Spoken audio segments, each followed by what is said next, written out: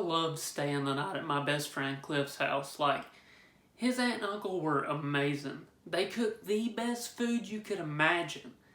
I'm talking like every time we're over there, we're getting a feast upon feast. The table is just packed full of amazing food. And then they have like the best toilet on earth. Like, it's better than any toilet you could ever ask for. It's the perfect height.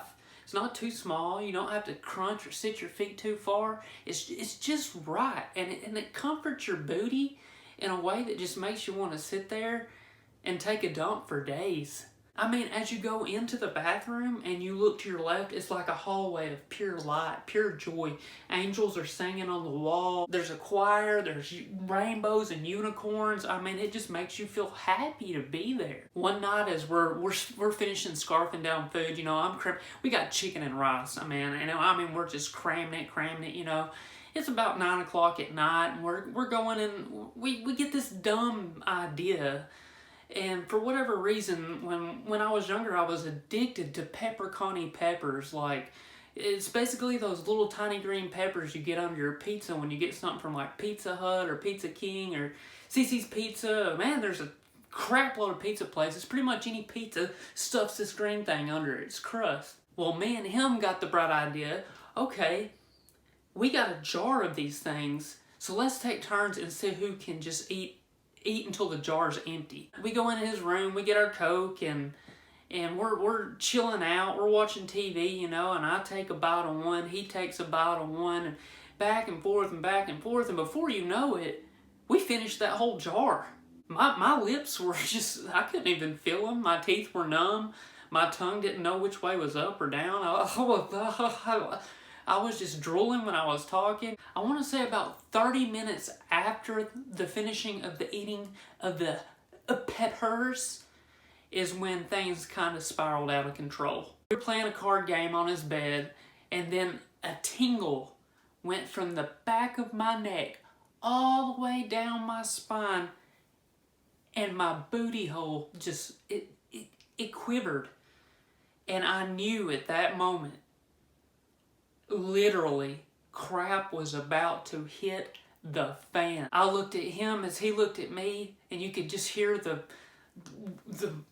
peppers drop into my lower intestines, and it just go. I knocked the cards out of the way, and I took off. I said, I gotta get to the toilet. I gotta get to that precious toilet, that perfect toilet.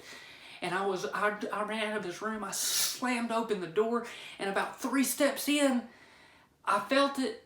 A tiny, tiny bit of fecal matter had sprayed out of my booty hole, and it was just, it impacted my underwear.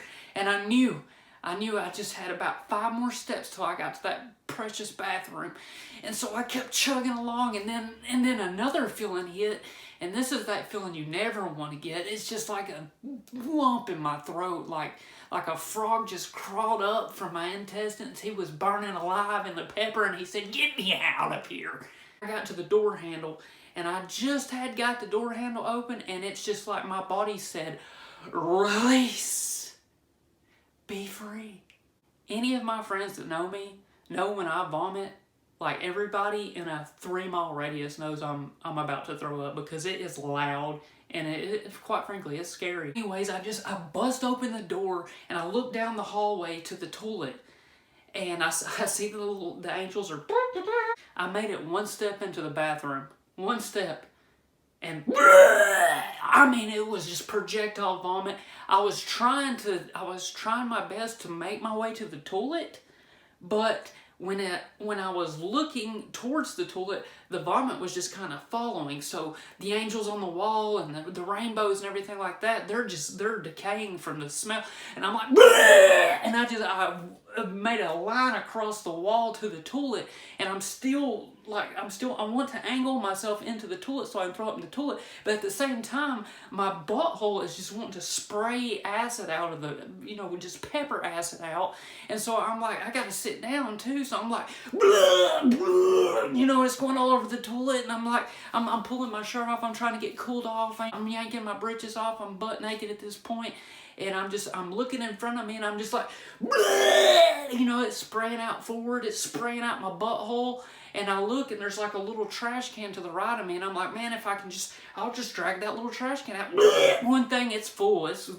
Trash can's useless. And I'm just praying on the toilet. I'm like, I don't want it. I just wanted this spawn of Satan get out of me. And I'm like, and then there's Satan comes flying out, and he flips in the floor, and I grabbed that little trash can that was in the floor, and I threw it, and I knocked Satan out, and the angels were like, woo!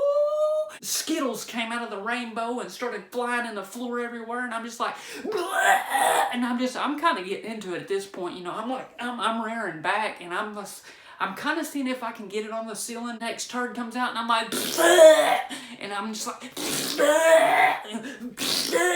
and then it hit the ceiling, and then his whole family woke up at this point, you know, and they're running in, and they're banging on the door like, my God, are you okay, man? Jeez, dude, are you dying in there? You know, I'm like, keep the door shut. I didn't have time to lock it, you know. And then he's like, no, I got to come in and check on you. I'm like, no, you don't. You don't want to be within 9,000 foot of me right now. But he doesn't listen, and he opens the door, and the look on his face was priceless. He looked at me, and I'm butt naked, covered in puke. The wall around me, behind me, down the toilet, covered. Flitter, not quite on the toilet seat. Some of it's on there, flitter in my britches. I glanced at him, and he glanced at me, and I'll never forget his face. He was just like... And then he shuts the door real slowly, real quietly. The house goes quiet, you know. I've got all of it out of my system now, and I just glance up proudly at that puke on the ceiling, and I say, "That a boy."